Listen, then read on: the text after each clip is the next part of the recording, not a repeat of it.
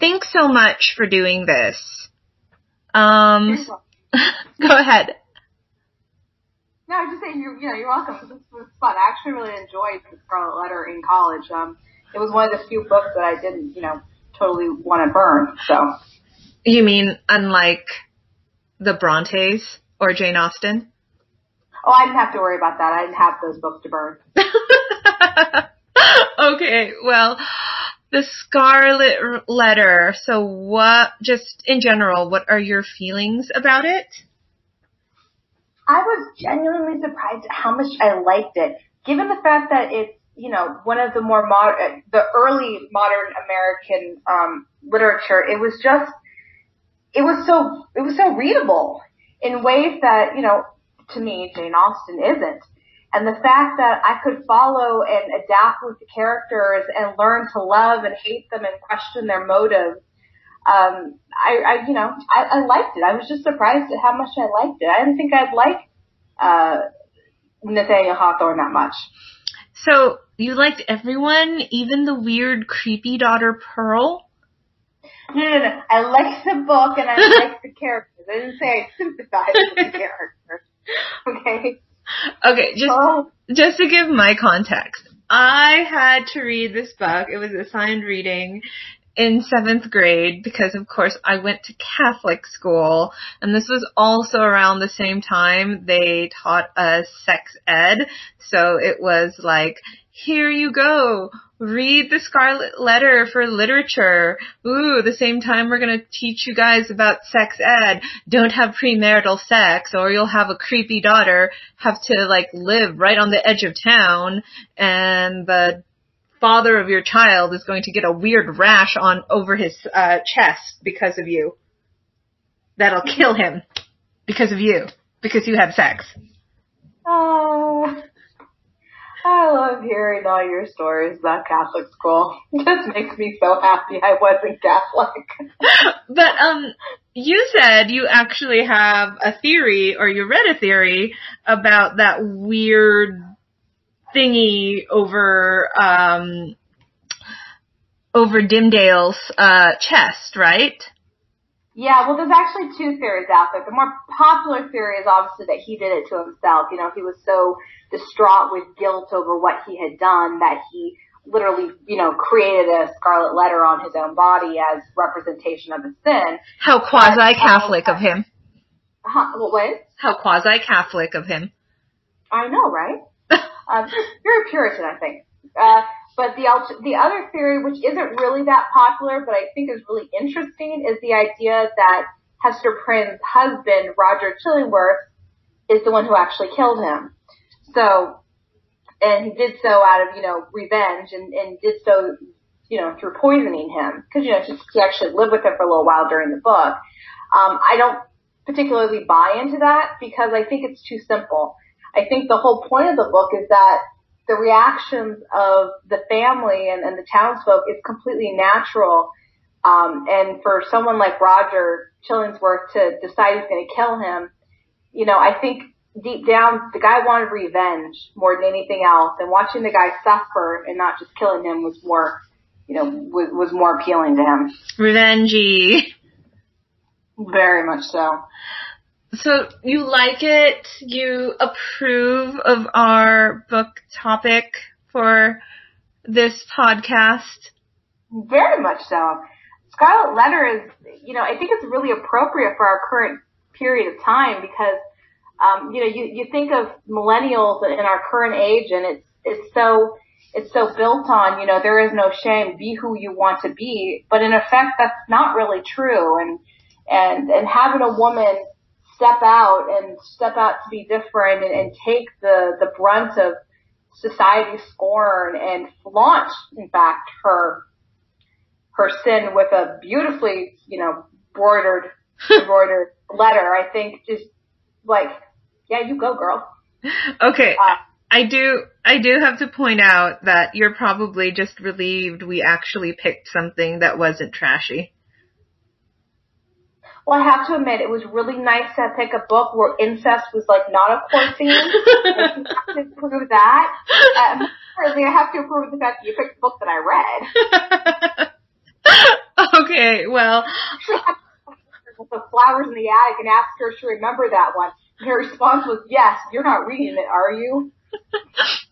I do remember my mom's reaction was, this is the education I paid for. Okay. Yeah. Well, don't worry, Amy. In a little bit, we're going to do something really trashy, like From Hell with Johnny Depp. So we're going to go right back to the gutter where we belong. Oh, yeah, but the gutter has Johnny Depp, so you really can't go wrong. Ow.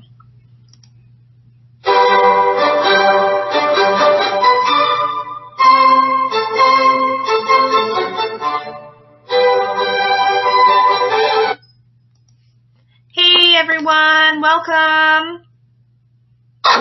Hello. And I'm Rainey. She's Rita, and this is The Underbelly. Yay! We're back. And shockingly enough. Yes, and if you listen to our promo at the beginning, we are classing things up because we're classy ladies. Mm-hmm. Well, it was very nice. It was very nice to listen to your friend Amy. She was so articulate and so obviously intelligent, and just interesting to listen to her talk. I agree with so much of what she had to say, and some of the things that she said I don't want to go into right now because I'm too ahead of what I want us to talk about. But I do have to say, that I will say that I really do appreciate Jane Austen's writing. I would not say that I would not say that I was like, you know, a hardcore, diehard fan that can quote things, you know, whatever. And I do think that there's like this misconception, you know, when people say that they're a Jane Austen fan, that it's like, oh, you like the romances. I was bringing up to you before, Rainey, that Jane Austen is actually pretty scant when it comes to romances. But I totally agree with your friend Amy that sometimes Jane Austen's writing is very dense and there's just so much about like society at that time, and it's kind of hard for us now to really identify with what it was all like then. But I do appreciate that. So it was kind of funny to me that Amy said that she felt in Hawthorne's The Scarlet Letter was more readable than only because of the archaic, difficult language that Nathaniel Hawthorne. And let me also just say that, you know, we've talked about how we're both teachers, that we, you know, you're teaching college, I'm teaching at the moment middle school, but for a while when I was school classes, I was sort of working as for a while for a guy who was like loved. He taught all the honors classes, the honors English classes in high school, and he was beloved, and he was teaching the Scarlet Letter, and I hadn't read it in years. Hadn't read it in loving it. And I came in one day, and I think it was like it was a junior honors class, and they were all bitching and moaning that they had to read it, and they were all complaining about it. And I was sitting there like, how did you complain about this? And he came in, and he was like really upfront and honest about it. He stood in front of the room, and he was like, listen, it's not, you know, it's not the best, blah, blah, blah. And I was shocked. My impression of it, and Amy's impression of it from when she read it, right, is like, it's really wonderful writing. And it's just, even though Hawthorne uses that archaic language or that difficult old English, really relevant about the story that he tells. And I agree with her that it is very readable because of that fact. Once you push back that initial feeling. I don't know. I think she's just happy we're getting off the incest train. That was funny. She worries about us. But I literally can't wait to talk about Jack the Ripper. I have been on a Jack the Ripper kick. So, look that up. How does one get on a Jack the Ripper kick? Huh? How does one get on a Jack the Ripper kick?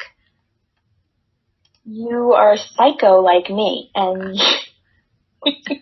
And then you're just like, damn, Jack the Ripper. Okay, but is it embarrassing to say that this is not the first time that I've been obsessed with him? I actually read a book by Patricia Cornwall a while ago, like years and years ago, about Jack the Ripper, and I was like obsessed. I was like, who was he? And I was haunted by the fact that we'll never really know, and we just have to make all these guesses. And then I just was like recently thinking about him. I don't listen to a podcast or whatever, and now he's been on my mind. So no, you can be on as many Jack the Ripper kicks as you want. I just didn't know that was like a thing. Well, I mean, you did have to explain fidget spinners to me, so I'm kind of out of the loop. Jack the Ripper is really fascinating. I could go into why, but I don't want to spoil our future podcast. Hold on to all my thoughts on that. Okay, well, before we go on, please, please, please, if you like what we're doing or we amuse you in some weird way, check us out on our SoundCloud account where we are known as the Underbelly Podcast, also on YouTube.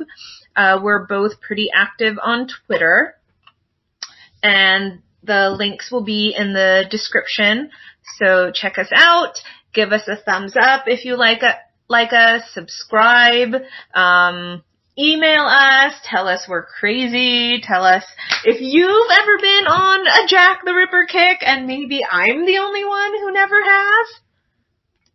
That there are other people and I'm not crazy. And let me just say that actually what started the recent bout, and there have been multiple bouts of Jack the Ripper insanity, but I was listening to the last podcast on the left, and they were talking, it was an older episode, and they were talking about Jack the Ripper, and I remembered why I was so fascinated by him. And I thought it was really interesting, the points of view that they were bringing up, and I was like, you know what, Rainey and I can do a really good job with this. I really want to talk about this. So please, please, please tell me that there are other psychos like me who, Google all the shit. Jack the Ripper. Don't let Rita feel like she's alone. I'm so crazy. Or give a thumbs up because I have a nice friend who encourages our podcasting hobby. Yeah. And let me just say as a side note, just to talk about Rainey's friends and how supportive they are.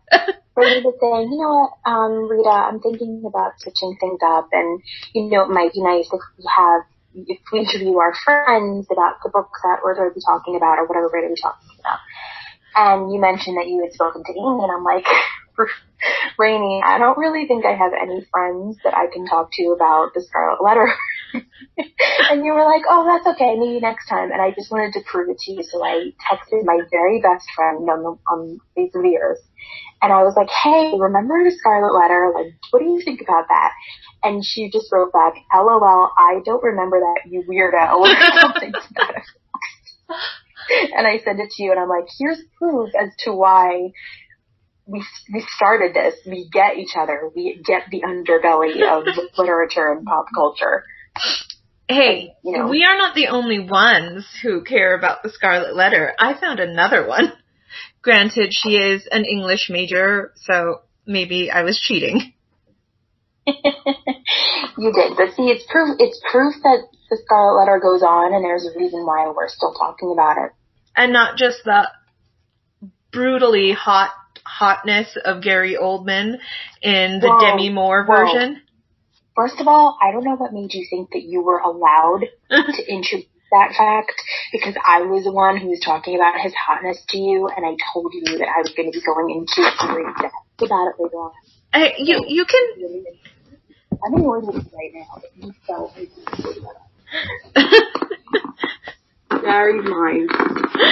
Gary's all yours. Yours and Uma Thurman's, because that was his first wife. What is? That they were together. Like, it's weird when you old celebrity relationships. And just, like, the people that used to be married to one another and then she was with Ethan Hawke and now they're divorced. It's, like, really strange to me. Well, as long as, she didn't really date David Carradine, I'm okay. But see, I can't really picture her with Gary Oldman. However, and this was something that, I want to bring up later when we talk about the film adaptation, but he, battled addiction and alcoholism and everything like that. And it's just strange to me to think of them together because to me, I love Uma Thurman, but I will fully admit that she is kind of spacey. The nicest way I can put it. And Gary Oldman, even though he plays all these crazy characters and whatever, it's just strange to me to think of them together.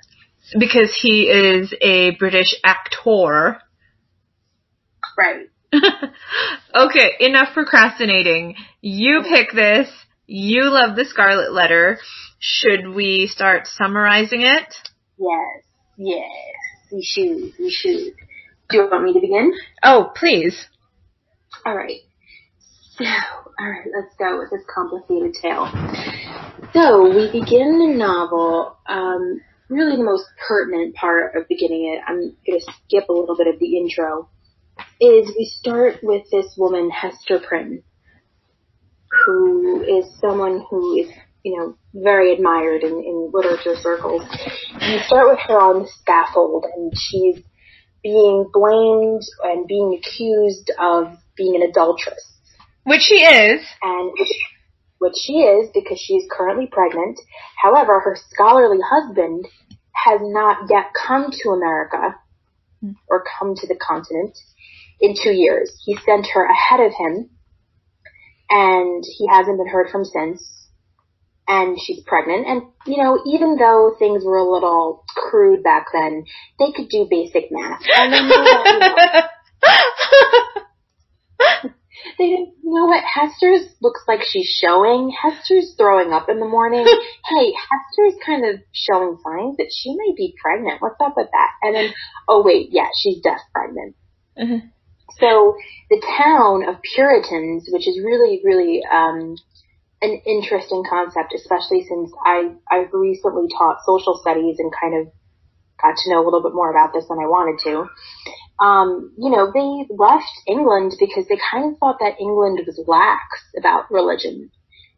And, they talk about religious freedom, whatever, but at the same time, they really came to America in the hopes of settling their own communities and being very strict and one with the Lord. And here is this woman who's flagrantly showing her sin. That Jezebel. They kill it. They flip a shit the people who, and this is, kind of the whole crux of the novel, who are obviously not blameless. These people sin every day. Completely ostracize her and demonize her. So they're told that as punishment, she is to wear a Scarlet Letter A for adulteress on her breast. And the thing, we talk about symbols in literature. She makes that letter beautiful. She sews it herself. It's ornate. It's gorgeous. It shows workmanship. And it also shows that Hester Prynne, female in these novels that, cower and go according to what the man says, she makes this symbol that's supposed to really be a symbol of her disgrace and her sinning into her own pride. And she really shows her workmanship and her skill and her talent in that letter. I really admire her for her quiet dignity, and it's mentioned during this really brutal scaffold scene too. Yeah. And imagine doing something, today, imagine doing something and being put on a scaffold in front of your entire town I really think that fear was a big driving force too. It's easier to find someone and say, that person is sinful, that person is fucked up. We're going to gang up on that person because that puts the fear of suspicion away from us. And that makes us, that gang, that mob mentality makes us feel better. And she has to stand in front of the scaffold, and I think that I saved, and if I didn't, I did. I saved this quote. So the baby actually is already born at this point. The baby that she names Pearl, which we'll discuss later. Mm-hmm. And she's standing on the scaffold with the baby, and it says, with a burning blush, and yet a haughty smile, and a glance that would not be abashed, looked around at her townspeople and neighbors. On the breast of her gown, in fine red cloth, surrounded with an elaborate embroidery and fantastic flourishes of gold thread, appeared the letter A. And this is our first image that we are getting of Hester Prynne. So we're getting, she's being painted by the town as a slut. She's got this baby out of wedlock, which is a huge no-no then. She's standing on a scaffold. People are yelling at her and saying she's sinful and she's, she has all these things coming to her. But she's there haughty. She's giving a haughty smile. She's blushing, but at the same time, she's not going to let them get her down. And that's really the driving force behind Hester Prynne. So she has to wear her disgrace, and I say that with quotation marks. Disgrace. Of having her daughter Pearl out of wedlock. But over time, because she's such a strong character, and because she's able to help so many people, that people start to look at her not as this disgrace, but as somebody who's able. So that to them starts becoming able because she's such a helper to them, because she's such a worthwhile person. So we find out through the course of the novel, not quite long after that the father of this baby born out of wedlock. Should we talk about Roger first? Should we? Well, I find it interesting that when she's looking out in the crowd, right, while they're like booing her and saying that this is going to be your punishment, she looks out in the crowd and she sees her husband there, who she had thought was dead. And I find interesting that Hester Prynne's husband, who chooses a new name, Roger Chillingworth, is there in the crowd and goes, wait, where is the man who got her pregnant? Right. He should be up there too. So this brings up two things, one of which we'll probably go into greater detail later. But one thing I think is really interesting is that, right, like, imagine that you're this dude who's much older than Hester. Mm-hmm. And he says that a couple of times later on in the novel. He's like, you know what, maybe I was a little too old to marry you. That maybe that's part of the problem. But this older dude, right, it's been 2 years, I believe, find out that he was, taken prisoner by Native Americans. And Hester did really believe he was dead. Right, and she believed he was dead. But, he went all through all this stuff, and he finally gets to where he believes his young bride is waiting for him. And he sees her, and it's totally like a soap opera Maury moment.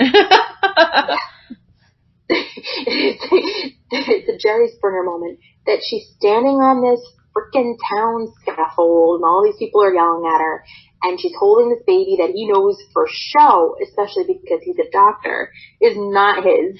That, and he's been gone for a couple of years. Yeah. And what I actually think is interesting is he doesn't, storm the scene and go, what is this, Hester? What is this, Prynne? He's not flipping out or anything, which I kind of think. Well, he's a little bit flipping out. Internally, though. We get the narrator's point of view of what he's thinking about, but I think it's interesting that he doesn't physically go into that scene and say, hey, yes, my wife, she's a bitch, she's a slut, what a whore. You know what I'm saying? He doesn't interject himself into that scene. He holds himself back. And we find a lot more. He does a lot more to Roger, I think, that meets the eye. Yes. And I think we'll talk about it later. But I want to talk about Pearl, Hester's daughter, Arthur Dimmesdale. And I'm going to, names mean a lot in this book. So we've got Roger Chillingworth, we've got, Hester Prynne, We've got Pearl, the daughter, which we'll talk about later. And now we've got Arthur Dimmesdale. The lover of Hester, Pearl's father. Right. We find out that he and Hester had this affair. It's never really quite clear when or how it happened, and it resulted in Pearl. So Arthur, what's interestingly enough, does not come forward. He does not admit his sin, and so nobody has any idea. And really the basis of why people go apeshit on Hester, besides the fact that she's, this woman who's married to another man and now has a kid, is the fact that they keep asking her, confess, who is the father of your baby? Yes, not just the leaders of the community, right? Not just John Wilson, the minister of Hester's church. Not just the governor. Right. Even Roger, when he is reunited with Hester, is like, look, I'm sorry, I wronged you. You were really young when we married. But he's like, who is this? And she steadfastly refuses. So, and this becomes, this is really complicated. And this is the thing about the Scarlet Letter. I mean, there's just it's kind of like, where do you even start dissecting this? But, all these people are asking her, who is the daddy? Mm-hmm. We are on Maury. Who's the daddy? Bring us the envelope that shows us, that gives us the name. And she's all like, no, I'm not telling you. And they're all like, listen, this would ease your suffering. Why should you bear this shame alone? Yeah, that is something I really did notice, despite this being a quote-unquote Puritan novel, right? I was really impressed how everyone else was saying, it takes two. You didn't get pregnant on your own. Right. He deserves to be up here with you. So it's not just our image of Puritans, slut shame the woman. It's like, you both done fucked up. He should be up here with you. Hold to their heads. Mm-hmm. So we find out, we, the audience, are able to find out that the culprit is this beloved, and I mean beloved, preacher. All the people love him, they worship him, they love his sermons. He's a hot hottie. He's supposed to be a hot hottie, and, he kind of toys with coming out and admitting who he is and what he's done. And Hester keeps begging him not to. She says, listen, I don't need you. You know what I'm saying? I love you. Look, these people need you as their preacher. You go on and do that. I can do this. You be you. Okay, I have to ask you though, Rita. What? Why doesn't she name him? Is she noble? Is she stupid? As you put it, why doesn't she expose Arthur? Why doesn't she say, hey, Chillingsworth, everyone, this is my husband who everyone thinks is dead? Yeah, I wanted to know that because I think that many a woman, and probably myself, would be like, oh, you want to know the daddy? You know what? It's Arthur Dimmesdale over there, okay? Yeah, when people talk about a ride or die bitch, it is definitely Hester. Okay, so I think there's a couple of things to this. I think that, first of all... She's stupid? No, I don't think that she's stupid. And, we also go into Dimmesdale's own torture, right? He's kind of spineless in a way. Hester can tell him, listen, I don't want you to come forward. He could come forward on his own. You know what I'm saying? He has, you know what I mean? He's got lips and a mouth and a tongue and that all works. You know what I'm saying? Mm-hmm. He could come forward, but he doesn't. He doesn't because he's spineless and he's a coward. And so, he kind of punishes himself, but he doesn't receive the punishment of the people. I think that Hester, I don't know. I think that she didn't tell them. Mm-hmm. Fed into the hypocrisy that they were breeding. I think that they were a whole bunch of hypocrites, and they obviously she couldn't hide the fact that she was pregnant. She couldn't hide the fact that she gave birth to Pearl. And so, you know, she was an obvious target for them to pick on and, you know, to be hypocrites too. But I think that she felt like, I honestly, you know what it is, Rainey, actually? I mean, I don't really know if there's a lot of explaining away. I think she just loved him. I think so. I think it's a combination of two things. And she definitely did love Arthur no matter what. But I think a part of it is also she felt guilty. And this leads into our second question of why she didn't leave. And I think it's self-punishment. I think on top of loving Arthur, which she clearly does, she thought that her husband was dead, lost at sea, but he really wasn't. And I think there was a lot of guilt. And the quote that I used, why she decided to stay at the edge of town, because they couldn't stop her from leaving. You know, she lived in the outskirts. If she were to just pack Pearl up and move somewhere else and say, like, I'm a young widow and here's my baby. Yeah. My name isn't Hester Prynne, it's Hester Hin. Yeah. She's probably better at picking a name, but England. But the quote is, here, she said to herself, had been the scene of her guilt, and here should be the scene of her earthly punishment. Right. And that pertains to her. It's very interesting, however, that she doesn't ever say that Arthur Dimmesdale is responsible. Oh, no, I think she... I just want to point out that I did say, you know, earlier, you know, eventually the townspeople started considering that A as, you know, a symbol for Abel, but it was a long time. Oh, yeah. Pearl were looked down upon. They went into town. You know, people were they were completely ostracized. Children were not allowed to and did not want to play with Pearl. People barely spoke to Hester. I mean, they went through hell. It wasn't as if, you know, like, you know, she gave birth to Pearl and they were like, yeah, you have to wear this A, and then 5 seconds later, people were her friends. She had to go through a lot of public scorn and shame, and she felt shame for what she did. And it ties into what you just said as to why she stayed in that shitty area is kind of like she knew, according to her own code of ethics, not the Puritans' code of ethics, but her own code of ethics, that she had done something wrong. And she was there to atone for it. What would we do if we were in Hester's shoes? Would you, let's think about it. Would you name the guy? And would you stay in your community that's going to shun you and judge you and call your baby a witch child? I wouldn't name him if I really loved him the way that I believe that Hester loved Arthur. I don't know why she loved him the way that she did, but she did love him. I wouldn't name him, but I would move.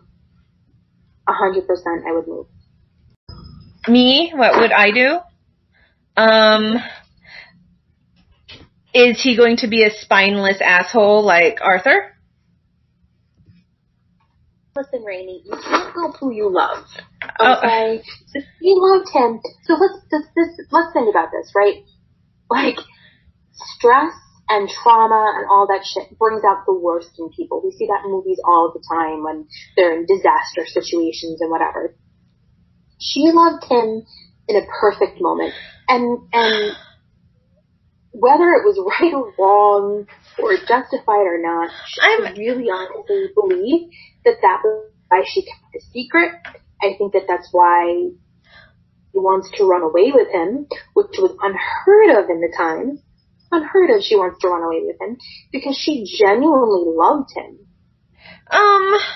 Okay, can we say that Rainey wants to believe that she would be as noble as Hester, but knows deep inside she is a spineless coward And after a couple of hours on the scaffold with people booing me and throwing things at me and calling me slut, harlot, and Jezebel, I might break. No, I mean, that's fine. And if I saw my husband in the crowd, I would jump off that scaffold and say, "You're alive?" I mean, I think it's really interesting that she sees him and they had that moment of recognition. And we also find out later on, right, that he, comes to her and he hasn't yet town. And, he says, "Listen, I'm here, I'm under an alien, we know each other, and I'm not, your husband, and you're not my wife, I'm just here, and I'm going to find out who your lover is. Find out who your lover is, who you betrayed me with, and you're not going to say anything." And she goes along with this, actually. She actually doesn't tell anyone. Arthur. She doesn't tell Arthur for a while. She eventually tells Arthur, but this is over years, that Roger exacts his revenge. He figures out who it is very shortly. He figures it out almost immediately that it's Arthur. Because Arthur had a lot of tells. He was a very weak, spineless character, and Roger figured it out. Well, also they were roommates, so, Yeah, but he just knew. Roger just had that, really, uncanny ability to ferret information out. And he just knew, right away. And he decided that he was going to psychologically torture Arthur, which he did. And that's also an interesting question that I have for you. Why did Hester go along with it? Why didn't Hester go to the town square, especially when she started to be looked upon more favorably? I mean, albeit a few years later, but still, and say, "Yo, Roger, and he's here to cause a lot of trouble." Well, number one, I think she felt really guilty. And I think also for the longest time, Roger was the only one who showed her any kindness. In what way? He was there when she was in the jail to, calm her down. And he admits that he, was a pretty shitty husband to her. He admit that they both wronged each other, that he was, a lot older than she was when they got married, and that he actually could have come to Boston a lot sooner, but he was kind of fascinated with the Indians. And he's like, "Hester, we wronged each other. Yeah. But you need to tell me." What's actually interesting, and we both talked about this, is something that comes into play with Roger that I kind of want to bring up right now. Well, not kind of. I do want to bring up. I need to stop saying "I kind of." I need to stop it. Sorry, everyone. One of the things that I think is actually admirable about Roger is the fact that, he was captured by the Native Americans. He was their prisoner for a long period of time. He was a doctor. He was a scholar. He let them go, but he stayed. Right. He absorbed their knowledge, which was really unheard of at the time. He was a very open-minded individual. And he took their practices and he used them, as opposed to many other doctors and learned men at the time who looked down upon the Native Americans. As a matter of fact, I didn't say that, but there's a quote by Hawthorne who he puts down the Native Americans. He says something like, everybody else can find good things about the Native Americans, to like, and I can't. It's basically the gist of the quote that I found. And I think it's really interesting, however, that Hawthorne has this character, Roger Chillingworth, who, has a lot of issues, obviously. Many. There are little slivers of decency about him. And when you put him up in comparison to Arthur fucking Dimmesdale, you start to say, you know what, like, Roger's evil. Roger has an issue. Like, I understand Roger. He found out that his wife cheated on him. He wants to find out who did it, and he's furious. And, he suffered. He was tortured by these Native Americans. He saw horrible things. Arthur is just a coward. At the end of the day, he's just a coward. He's watching the woman that he supposedly loves, who gave birth to his child, and he watches them suffer day after day after day. And he has the nerve, and I have a quote here, if I can just pull it up. We came prepared with this one. To, passive aggressively say to her, and I'm going to read the quote, but basically the gist is, you're walking around with that Scarlet A, and you're walking around with your sin known, and that sort of unburdens you, and I can't be unburdened because nobody knows about my part in it. So this is what he says. Happy are you, Hester, that wear the Scarlet Letter openly upon your bosom. Mine burns in secret. Thou little knowest what a relief it is, after the torment of a 7 years cheat, to look into an eye that recognizes me for what I am. Fuck you, Arthur. Right. So, happy are you that you get to walk around with that Scarlet Letter and your sin's known, right? My sin is secret, and it's killing me. And you don't even know what a relief it is after 7 years that I get to look at you and you know exactly who I am. Nobody else in this town knows what I am but you. That is so, you don't know how lucky you are that everyone slut shames you out in the open and I have to slut shame myself in secret. Fuck you, Arthur. In my notes to you, mm-hmm. I don't know if you noticed this, but I wrote, he can go fuck himself. I saw that. Well, okay. Should we go along with our questions about him? I mean, is he a tragic figure? Okay, I'm going to bring this up, and I noticed that in some of the reviews in Goodreads and Amazon, some people do actually feel bad and call him a tragic figure. Wait. Should we wrap up with the rest of the story? What happens in the rest of the story? Oh yeah, totally. So, do you want me to do it, or do you want to do it? You can do it. Well, that's a big duty. Wow, now I feel like Arthur Dimmesdale that you're making me have this great weight upon me. Okay, I'll do it. Except I'm complaining about it in real life. Anyway, no, I'm just kidding. No, I'll do it. No. Messing with you, Rainey. Oh, okay. Basically, Arthur Dimmesdale gets tortured in his... No. We have to talk about Pearl. So you do it. Okay, so there she is, living in this shack at the edge of town because everyone in the community think her whorishness is a disease that other women are gonna get. Their wives are gonna bring them home bastard babies and not name who the fathers are. Who wants to live next to her? Nobody. Who wants to live? One bad... Exactly. One bad apple. So, then, after a couple of years, Pearl starts to act kind of weird. And she has this also disturbing fascination with the A on her mother's chest that worries Hester. And, she knows that Arthur is a coward. That too.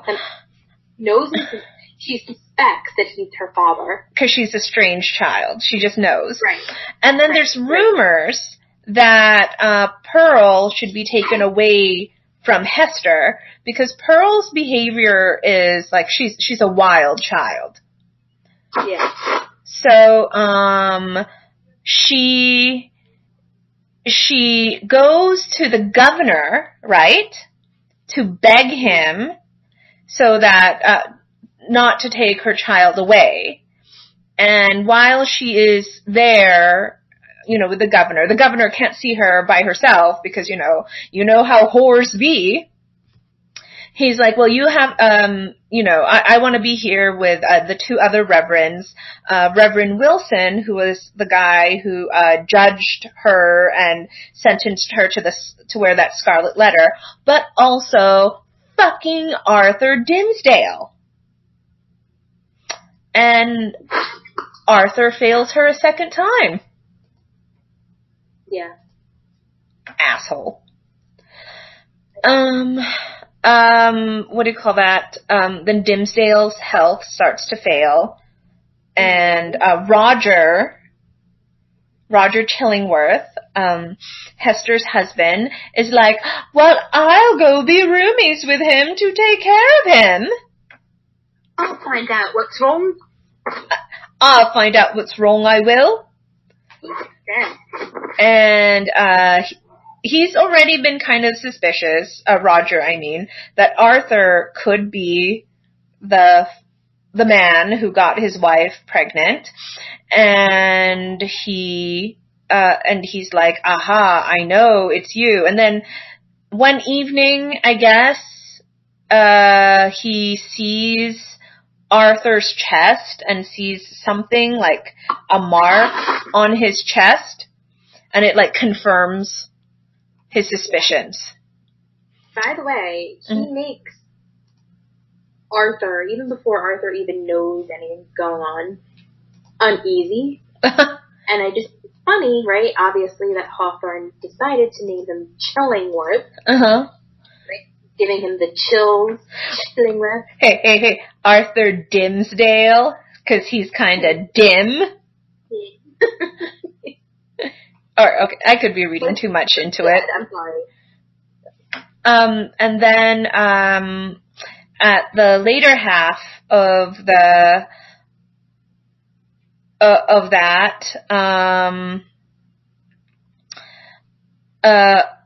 story, Hester and, Arthur talk, and, in the woods. Don't forget that it's in the woods. Yes. Where, everything is free, right? It's that symbol that runs through the novel that, when you're in the woods, you're part of nature and you're part of what's right and you're part of what you're able to be free in the woods. And there's that scene where Arthur takes hold of Hester and Pearl's hands. Yes. Pearl even asks her mother, hey Mom, he's holding our hands right now. Is he gonna hold our hands in town? Yes. That bitch. And I think that's what convinces Arthur to give this sermon, right? And he gives this like really Arthur gives this really impassioned sermon. You think it's because of well, he doesn't hear her say that though. No, but like holding her hand in the No, because Hester wants to run away with Arthur. Yes. I forgot about that. He's kind of confused because he's kind of like, well, I can't leave. Mm-hmm. Because it's kind of like not the natural thinking of that time. And she's like, what are you talking about? We'll run away. She kind of like is like, are you kidding? We'll go to Europe. Yeah, we'll take Pearl, we'll leave. And he's just kind of like, okay, heartedly, I think. Mm-hmm. I mean, in the novel, it seems like he's kind of with it, and they're all happy. They all hug in the woods. He's like, it's sort of like a contract they've signed amongst each other. And then they go to where you're describing, where he finally confesses his sins. He just like all of a sudden just completely changes his mind thing, and you can take up from there. But I just want to point out the fact that for a second there, they were going to leave with each other. Yeah, and he gives this impassioned sermon on the pulpit, and everyone's like, "Oh my God, this is so amazing!" And then, according to some people, it's when he redeems himself. He takes Pearl's hand and Hester's hand, and they leave the church. and he climbs up on the scaffold, and he confesses his sin, and dies. Yeah. And we find out that he has a wound, I believe on the left side of his chest, above his heart, to, mirror what Hester has upon her own breast. And we don't really know, there's ambiguity around whether the fact that he's done it himself or it's a supernatural punishment. But he dies, and that Pearl goes over to kiss him prior to him dying. He is dying, but she goes over to kiss him, and that kiss seems to cure everyone from the curse of Hester and Arthur just being fucking horny. And even Roger. Yes, he is. So we also find out, right, that Roger dies shortly after and leaves everything. And he is a wealthy man to Pearl, which is a very interesting statement to make because he knows, like I said before, that he's a doctor. He knows for sure that Pearl is not his child. But he is leaving everything to her. And some people wonder, is that an apology? Is that his attempt to make things right? Well, seeing Pearl kiss her father supposedly cleansed his heart of the evil need for revenge. Which, you know what? Wanting revenge on the guy who got your wife pregnant and abandoned her is not really that bad. Rainey, I have to tell you, just because of the way that we're describing it right now, and not because of the way it really is in the book, but maybe because I don't know what to say at this point, but it is reminding me of a goddamn Disney movie. The daughter kisses her father and all sins, get washed away. Right. Oh, and Pearl also is supposed to be, cured herself. She is no longer a wild child. Right, she becomes a tamed woman. But I have to point this out as the very ending, because I actually think this very ending is interesting. The whole novel's interesting. Right? And it's not that long. You should actually go read it. Right. And go through, it is a little bit of difficult language, but you can push through. But what I find very interesting about the ending is, after Arthur dies, Hester and Pearl move back to England. Mm-hmm. And, Pearl marries, and it is inferred that she marries actually rather very well. Mm-hmm. Because of her inheritance. And Hester makes a surprise return back to the Massachusetts Bay Colony. Because she's a stupid bitch.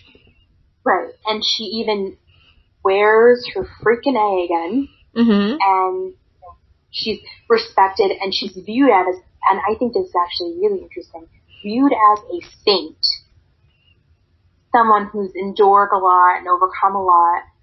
And when she dies, she is buried there. And I find it freaking fascinating. I love this, that Hawthorne did this. I actually think that this is the writing. Is they are buried right in the same cemetery, and they are buried close to one another, but not next to one another. And there's an emphasis made on the fact that, even in death, they couldn't 100% be with one another. Because they were dirty sinners. The wind comes between one another, right? And, they're buried in the same area and whatever. But at the same time, obviously they couldn't share headstones and be buried at the same spot. Because you're not husband and wife! I just think it's such an interesting, and that's how it's left. Right? Mm-hmm. That's what becomes legend. And I think that that's actually that's not the most interesting part necessarily, but I think it's something that's worth noting as really a beautiful part on Hawthorne, that he decided to have her come back and be buried there, really, right? That actually frustrated me. Really? Why? Because why would you go back to that shitty community that judged you, that shunned you, and start wearing an A? Okay, maybe you want to come back to be near where your love was, but she went back to her cottage at the edge of town. She started wearing the A again. So we, as we've taken to doing, have compiled some questions. Mm-hmm. And I actually have a question, if I could pull it up, that kind of asks that question. It's sort of like, I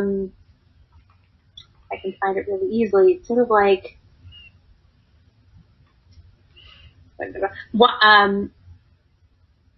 so this is sort of like tied into that, and I believe I got this from this particular question from Schmoop.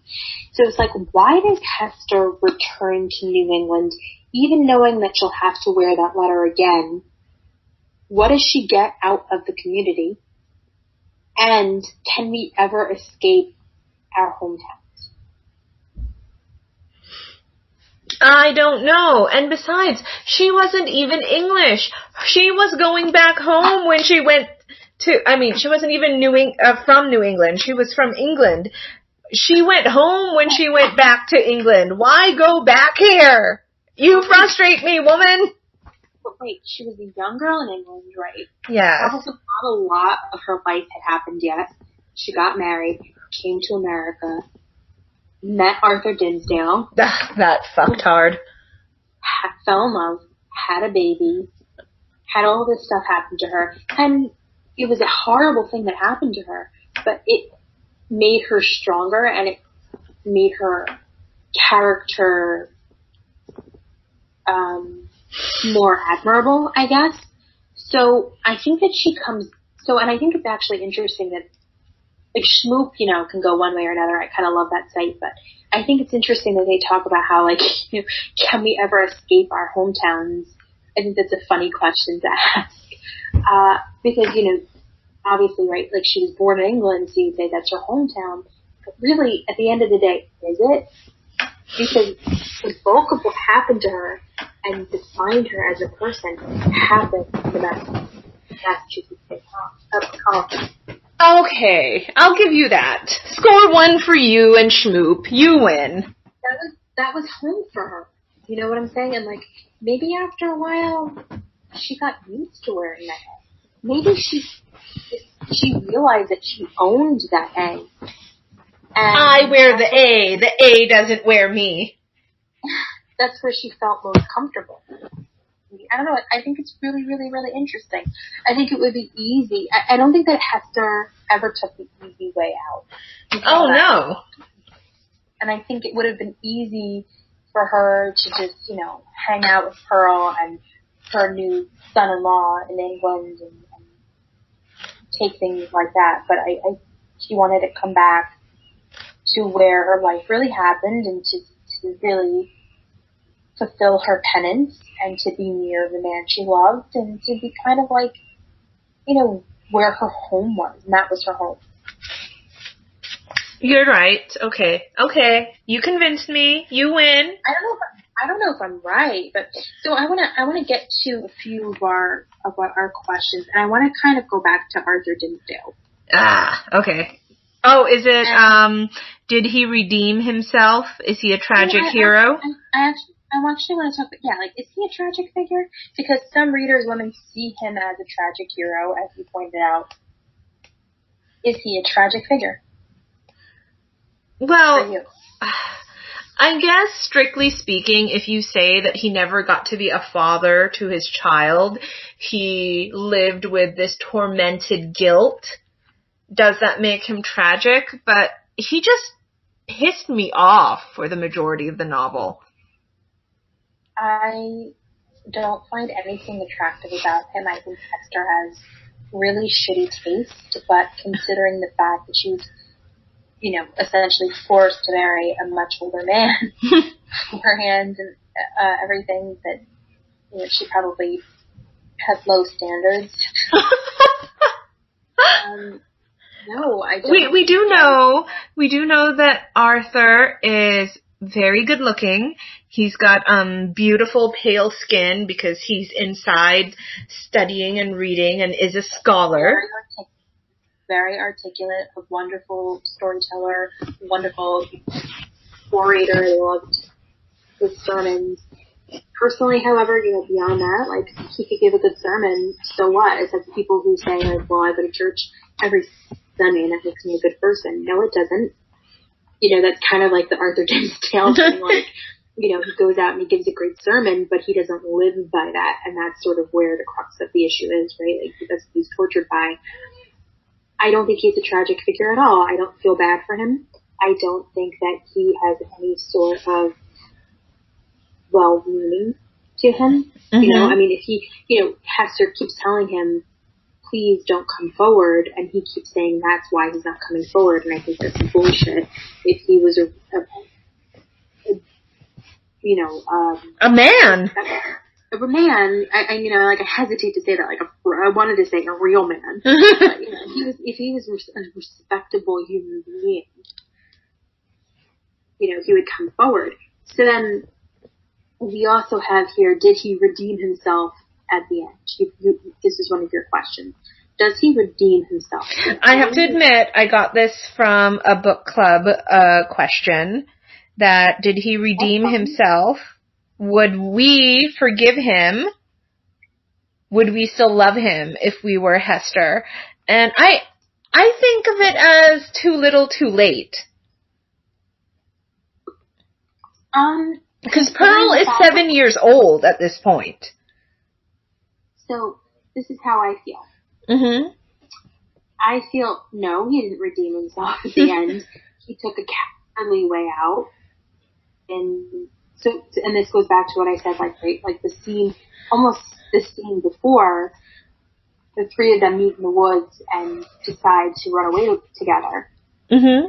I think that the real fearless decision would have been to run away together, because back then, it's not like today, I live in New York, right, and I met someone right now that nobody approved of, and I was like, fuck it, let's move to New Jersey. let's move to Pennsylvania, or let's move to Arizona, whatever. Let's move to California, because that's where all the cool people are. Right. It's not the same thing as it was then. You're basically isolating yourself. You're basically, putting a red letter on yourself of whatever letter you want it to be. You're for ostracization. Yeah, thank you. That's really hard to say. But he, they decide that, and instead of him going along with that, he comes out onto that scaffold and is like, yeah, you know what? I am the dad, and then dies. And you know what? Hester had to admit that she fornicated and, committed adultery and had a baby out of wedlock and had to deal with that for 7, 8 years? Mm-hmm.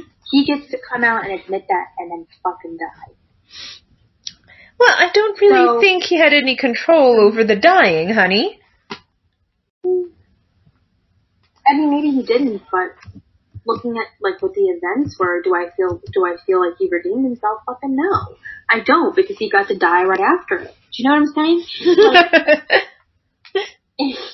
And not for nothing, but yeah, he comes out and he says, yeah, I'm Pearl's dad. But he doesn't, do you understand what I'm saying? He doesn't have to deal with the consequences of that admission. Hester has had to deal with the consequences visibly all those years. Okay, let's go on to another schmoop question. The Scarlet Letter is considered a romance by many literary scholars. Do you think that this is a romance? No. I don't either.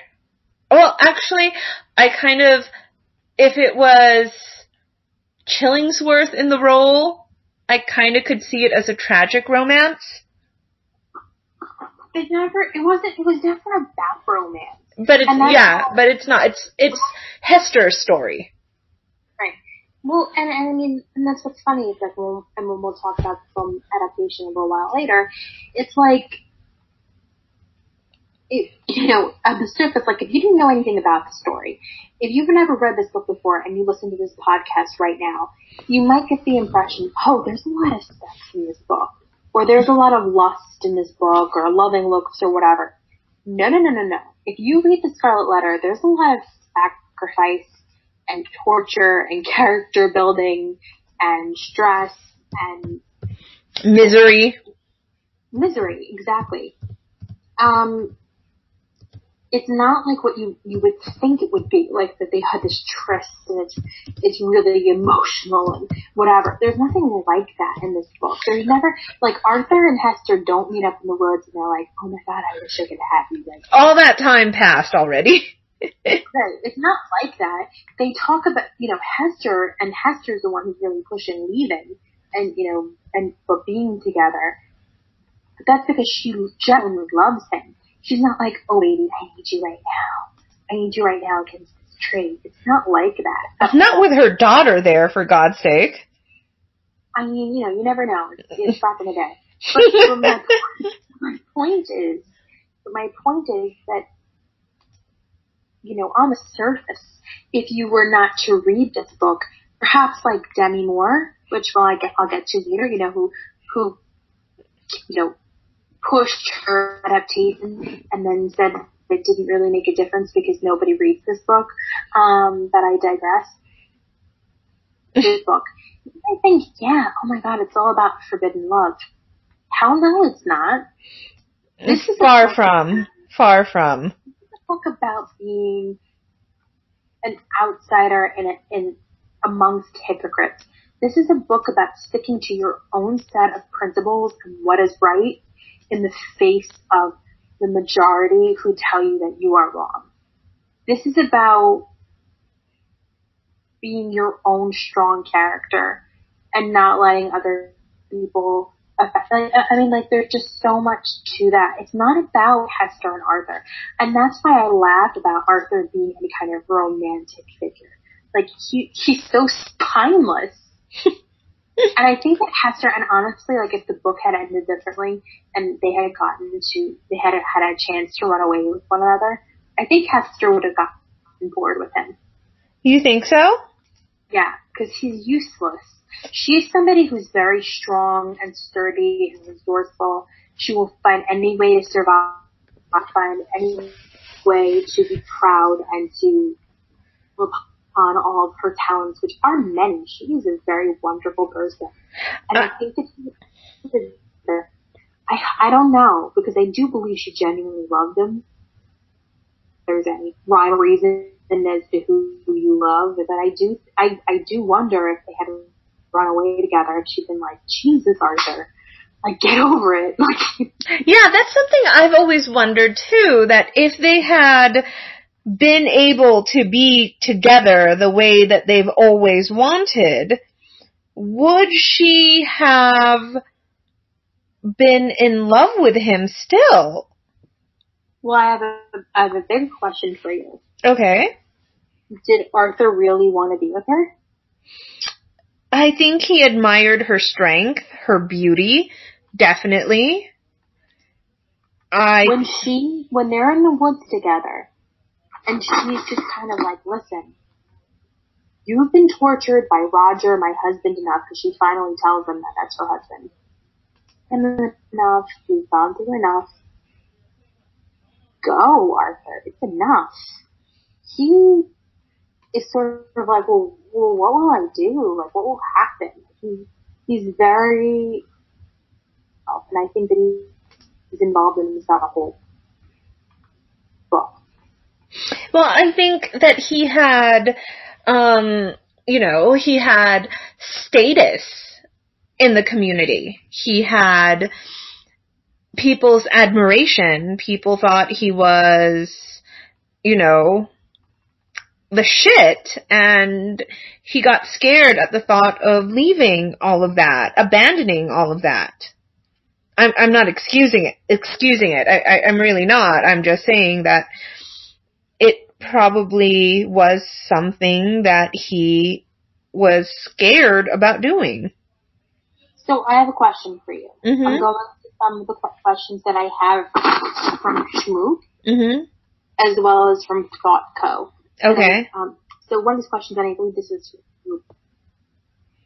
that, do you think that Puritans needed the strict rules and laws they set down upon first settling America? Why or why not? And we also have to keep in mind that it wasn't just, the political people holding people down by rule, but it was also Arthur Dimmesdale's sermons as well. Well, remember the Mayflower Compact? Before they even step foot on, the New World, Puritans came up with a contract and said that I had to teach this last year, and I wanted to cry. Yeah, that, they had to be the shining city upon the hill. So hell yeah, I think they really needed those strict laws. And the way they saw the world, like sin is everywhere. But for the grace of God, I'm going to, I don't know, do something awful. I don't eat fish on a day I shouldn't. If you look back, but also at the early settlements of America, like if you look back at Jamestown, everybody coming over initially to the Americas, and the pandemonium that happened, and people turning on one another, and there being not really clear order or whatever. I think that religion serves as a very powerful tool of keeping people in check. Oh yeah, definitely. And so Hester, everybody knows, right, had sex outside of marriage, had a baby because of it. They have her on the scaffold, they're shaming her, and that's a message to everybody that's standing there and watching her. Don't do this. Or you'll be the next Hester. And look at her, she can't even live in town with the rest of us. So, I guess another interesting question that we had here that we wanted to get to is, do you think the story ended the way that you expected? And, for me, I read this story a long time ago, so I actually don't really remember what I expected, but I can only imagine what I expected. What do you think is significant about the novel's ending? Well, okay, I do admit I was a little irritated with how the story ended, just because I did not think she had to go back there and beg that and live with them, and wear that stupid A again and be buried next to worthless Arthur. But on the other hand, listening to you explain the symbolism that even though she and Arthur maybe, I guess, loved each other, but they just can't touch because of their belief and their idea that what we did, we had sin. I don't think it's a happy ending, but I think that's the only way it could have ended. I agree with you. It kind of goes back to what I said before, and I don't really know if I mean it.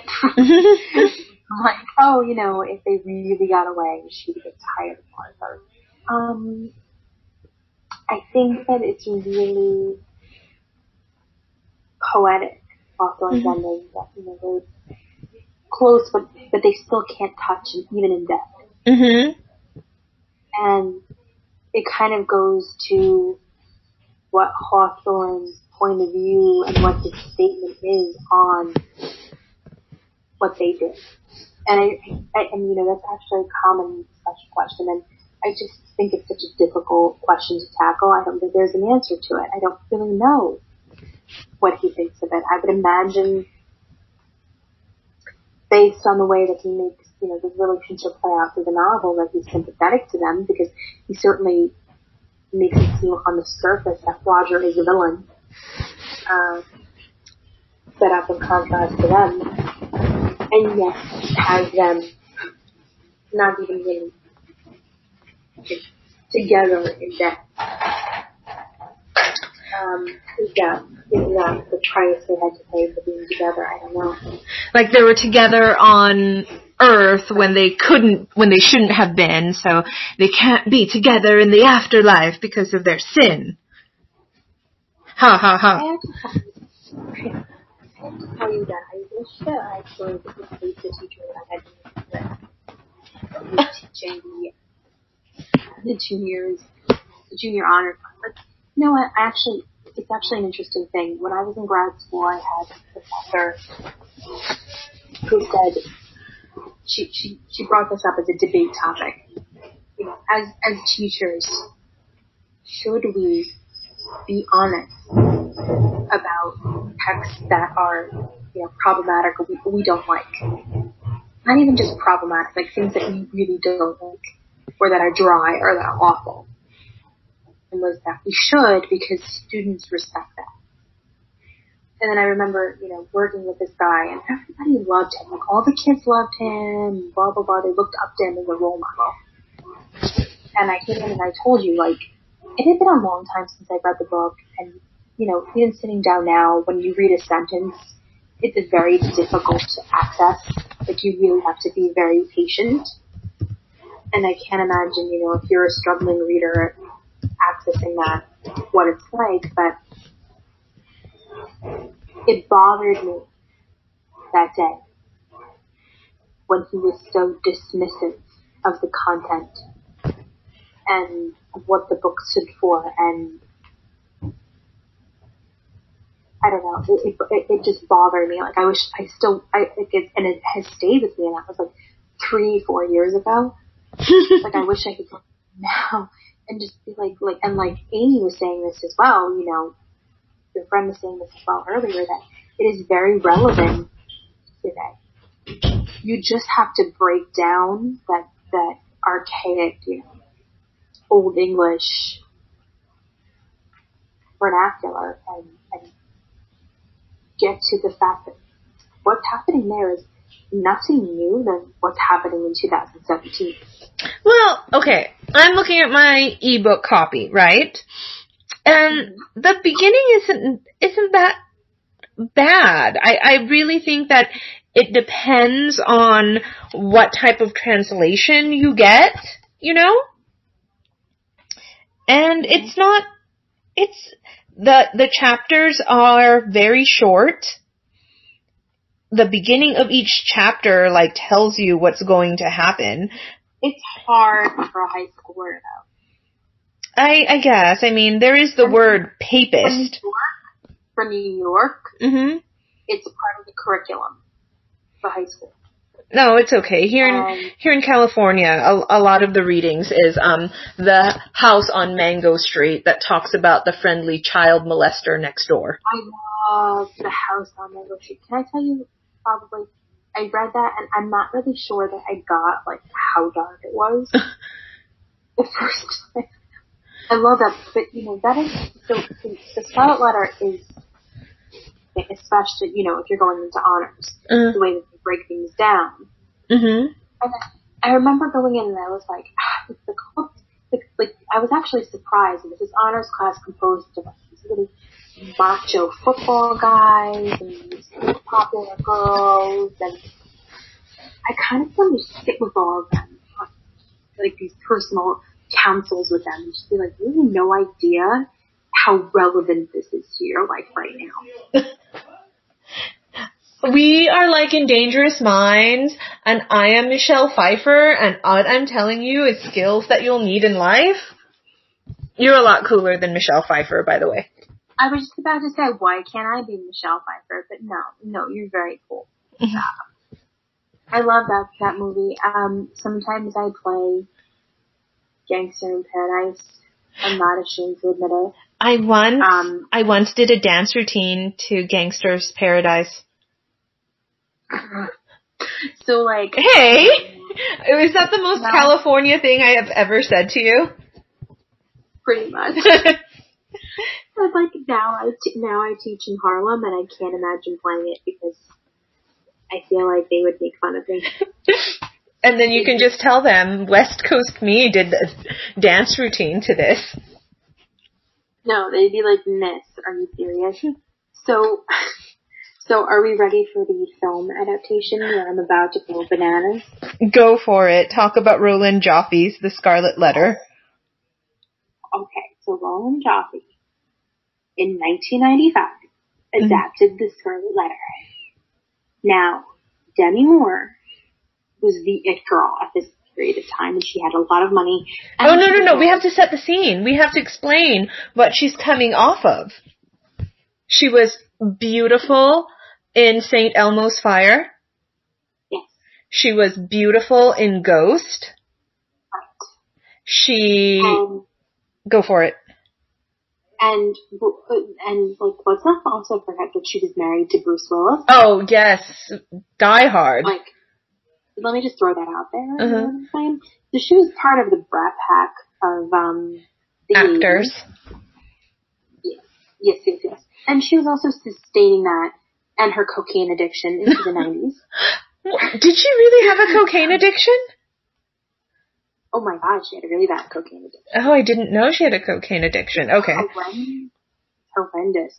And I think it came back semi-recently, like within the last 5 years or something, because I remember reading something about it. But I digress. Mm-hmm. So anyway, I feel very passionately about this as an English teacher, and I know Rainey feels passionately about this. But I feel like this might get me to scream, and I'm going to try not to. Anyway, so in 1995, Scarlet Letter that featured Gary Oldman. It featured Demi Moore, and it featured Robert Duvall, the infamous Robert Duvall. Hey, I love Robert Duvall. I love him. I don't really know what he was thinking about, but whatever. I know what Gary Oldman, my lover, was thinking about. He was, at the time, and he admits this, a raging alcoholic. And he admits to being drunk for most of the filming of this movie, so that explains it for me. So what's really interesting about this movie is that it totally disregards everything that Rainey and I have just been discussing about the book. I will make sure that I put a link to a trailer so you can see how we're not making anything up. The movie is really this bananas. Go on. And so Demi Moore decided that, you know what, and the powers that be, because, you know, it's just not just her fault, but of course she had a lot of weight in this, decided, you know what, this is about a torrid love story. This is about a love story. Fuck the commentary about, you know, fitting into society.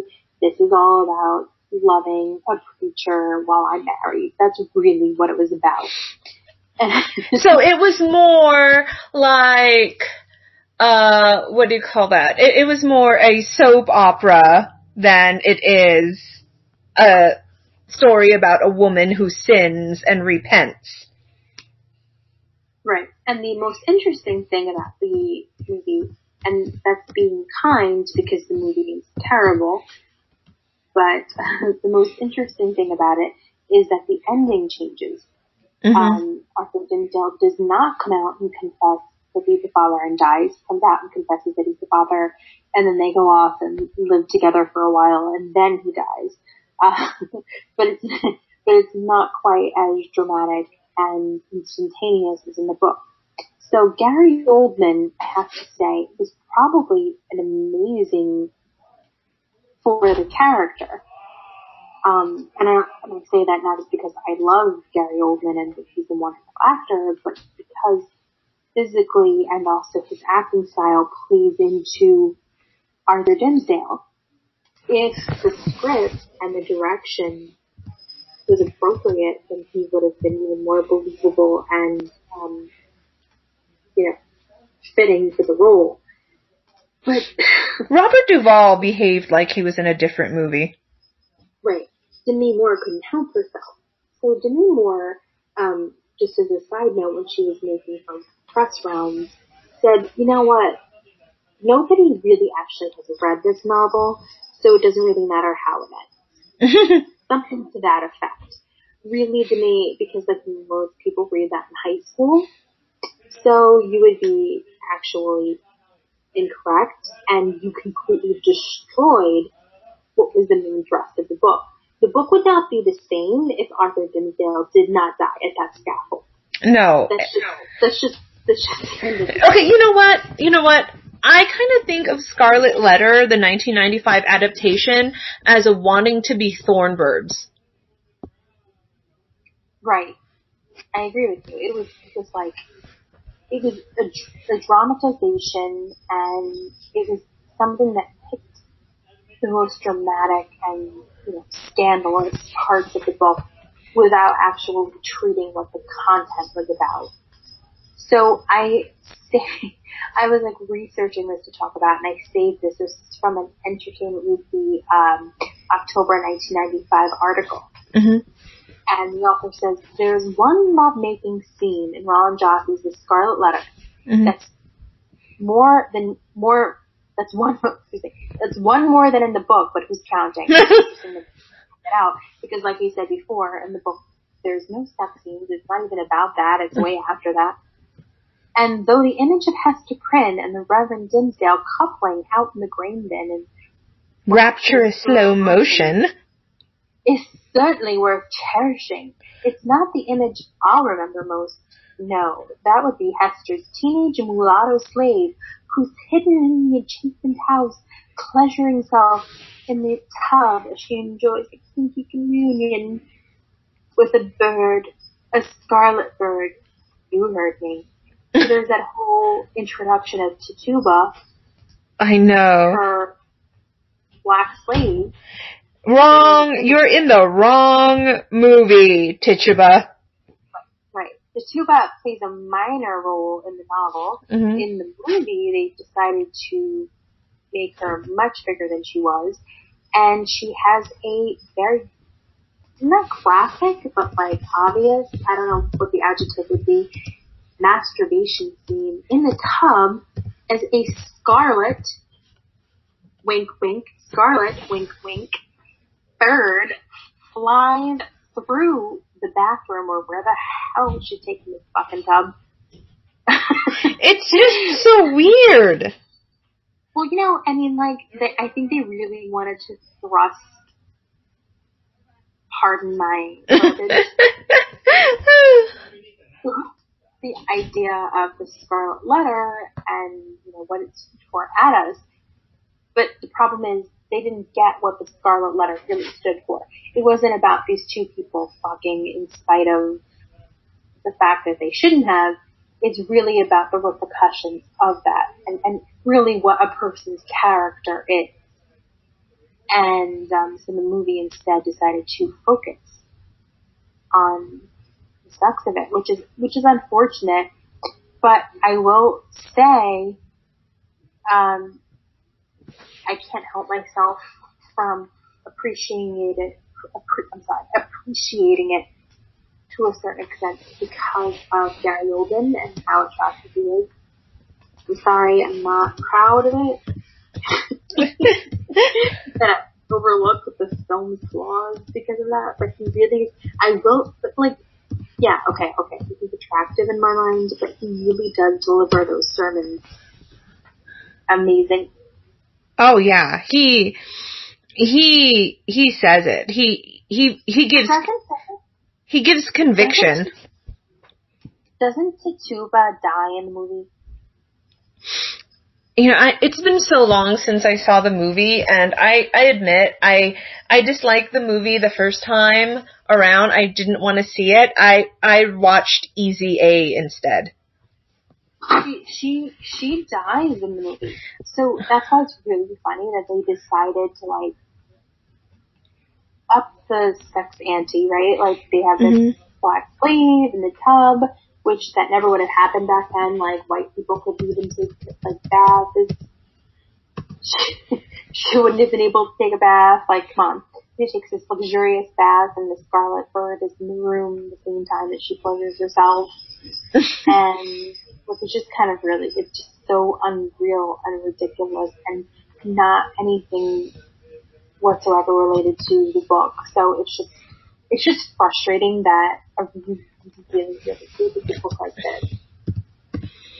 Well, the fact that they didn't even have the balls to kill Arthur. I mean, for God's sakes, even the movie adaptation of Thornbirds killed Ralph. They knew they had to get that right. Right. Yeah, I mean, that was kind of like, I'm sorry, I really truly believe that the driving force of the book is Arthur dying. Oh, yeah.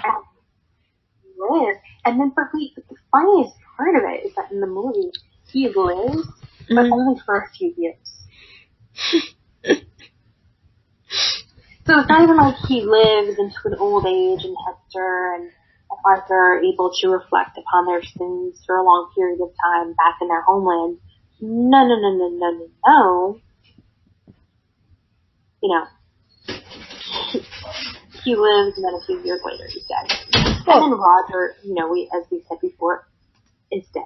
And Hester comes back and talks. So yeah, they all die. They all die because it's New England. It's Boston. Right. And I unfortunately know that very well, so. Okay, so I will say that my favorite adaptation of the Scarlet Letter, it's not the BBC version or the black and white silent movie version. It's actually the 2010 version, Easy A. With Emma Stone playing Olive Pendergast, and that is the Hester Prynne version. It has Lisa Kudrow in it, who I adore.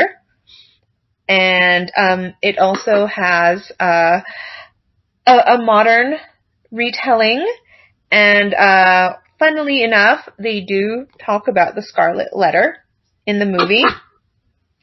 I love the movie. I love it. And I also love it, and just as a side note, like, I love it not even just because of the fact that, you know, it's an adaptation of the Scarlet Letter, but also the fact that it's an homage to all the 80s movies. Oh, yeah. And I think that if you are going to want to watch an adaptation of the Scarlet Letter, or maybe, hey, you're a teacher like us and you have to teach this or talk about it in class, I would totally recommend the students to watch Easy A. Right. Over over Demi Moore. Right. Something that I had forgotten to mention about Demi Moore that I think helps to paint her, you know, character and what she's like, and, you know, gives you an idea about what the adaptation was like, is that she knew she was going to be doing the film since early 1994, when she was pregnant with her daughter Tallulah Willis, and reportedly offered to give birth on camera for inclusion in the film. Why is she so weird? But the producers declined. Why is she so weird? Can you imagine Emma Stone doing that? No, but, I mean, she did, correct me if I'm wrong, but didn't two of her daughters appear as Pearl in the movie? Demi, yes. Mm-hmm. Cause she's particular. She is somebody, so she completely had, you know, she had a lot of power, she had a lot of success, she had a lot of money, as we were talking about before, based on her previous projects and who she was married to. And she took on a novel she obviously didn't understand, and coupled herself with people who didn't understand it either, and produced this horrific adaptation of a book that had so many nuances and complexities that she didn't get. And it's really sad. And as for Easy A, I mean, I feel like it's a diet version of the Scarlet Letter. I feel like, you know, it's a decaf version of the Scarlet Letter. But that's fine, especially, you know, like I keep bringing up when I reflect back on that class that I was in, of a bunch of kids who, you know, were looking at the Scarlet Letter, like, how can I relate to this? I don't want to read this. This sucks. I'm not reading it. I'm going to fail my quiz, because a bunch of them are coming in not prepared for their quizzes because they couldn't read it, because they didn't want to read it. And I think that that's why EVA is such a helpful tool. Like, it's something that's watchable and it's relevant but they utilize that source material in such a creative way. Yeah, and I think it would make me want to read it, you know? Right. And understand why, like, you know, especially, like I'm saying, you know, those kids loved that teacher. So if you love your teacher and you respect your teacher and you're bringing that up, that's going to make you want to read that book and say, okay, maybe there's something to this book. Yeah. And, you know, like, hey, check it out. I really like it. You need to, you know, give this book a chance. Yeah, it's going to be hard. And I think, Easy A makes it accessible. I think the way that they show, that we're not that far from Puritans is, Olive's character gets slut-shamed. She gets, her best friend actually, like, stops hanging out with her. There's, you know, rumor telling people, you know, whisper about her and then suddenly stop talking when she comes into the bathroom. And it's brutal, and yes, it's set in high school, but I really think that high school is a time when we're at our most vulnerable. We're kind of like trying to figure ourselves out. I know I did. I was not self-assured in high school. Hell, I'm still not self-assured now. Yeah. I mean, it begs the question, like, how do we make this book more relevant and accessible to students who are reading it today? Mm-hmm. Because, you know, and there's even that question, like, it's part of book club questions. I think it's even part of a schmoop question, like, Nathaniel Hawthorne. Why am I saying it like that? Nathaniel Hawthorne, at the time of writing this, you know, that wasn't the way that people spoke. So why, you know, he obviously chose that way of speaking Mm-hmm. to portray it being written at that time that he wanted it to be written at. But you know, how do we get them to access that? How do we get them to go past the way that it is written and the words that are being chosen? Like, your point, showing them something like that. Like, showing them why it's relevant, like slut-shaming, or the hypocrisy effect. Like, come on. Do you really think that Hester Prynne is the only person in that community that had sex outside of marriage? Or the only one who cheated on her husband? Exactly what I'm saying. Or, like, the only person who, you know, committed a sex. Can't put it any sense.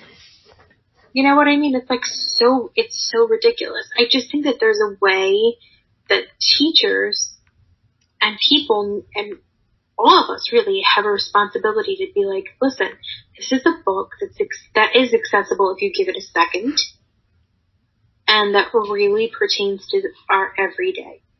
Oh, definitely. It really, really, really does. And Hester Prynne is somebody to look up to. Except for her choice in men. True that. But even then, like, you know, when we go back to when, you know, her not confessing and not saying that it was him, part of it was that she loved him, but part of it was the fact that she was just such a strong person. So, yeah, I mean, but I do agree with you. She loved him till the end. Why? I truly don't understand. If we're going with the film adaptation, we could talk about the fact that Demi Moore has sort of like this really weird foreplay conversation with him about books. In the movie adaptation, she's, you know, in love with books, a voracious reader, and, you know, he's referring a book to her. And also, there's a scene where Gary Oldman is swimming in a pond, or I don't know. Imagine Colin Firth coming out of the water. No. But whoa. Gary Oldman is completely naked. Yeah, Completely but more. Naked. In whatever he's swimming in. And, well, she's, like, completely captivated, completely fascinated. And also what's really interesting about the movie adaptation, before we close this whole thing, is, you know, they do, right, like, they do get a chance to run away, even though they don't live together for very long. And it's also really random how they bring Native Americans into it. It doesn't make any sense. Like, all of a sudden, because it's not in the book, all of a sudden, there's this, you know, dramatic conflict with the Native Americans, and they're running in and attacking them and coming after them, and that sort of downplays Arthur's confession about being Pearl's father. Right? Like, he confesses, and they're just kind of like, there's an attack right now, we can't worry about that. So we're just gonna let you guys all go. Just bye. go. Bye. Just have fun. Yeah, just go off over there. That's just it. It's just so weird to me about the more restrictive religions. Puritanism is just such a strange concept to me that, you know, they came into America and like completely saturated that area with their beliefs in such a way that it was such a depressing place to live. I mean, that you could barely live. I couldn't imagine. Well, you know, that and, well, we're Catholic and they're Puritan, so maybe that's why it's hard for us to understand. Yeah.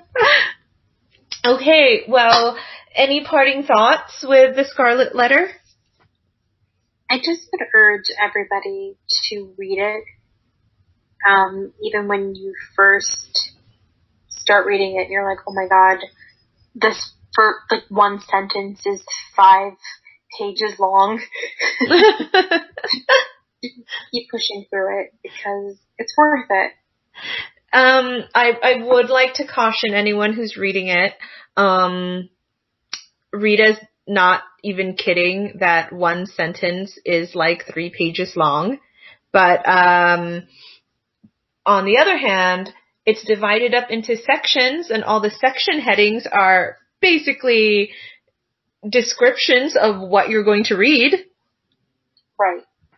And it's actually not a very long novel at all.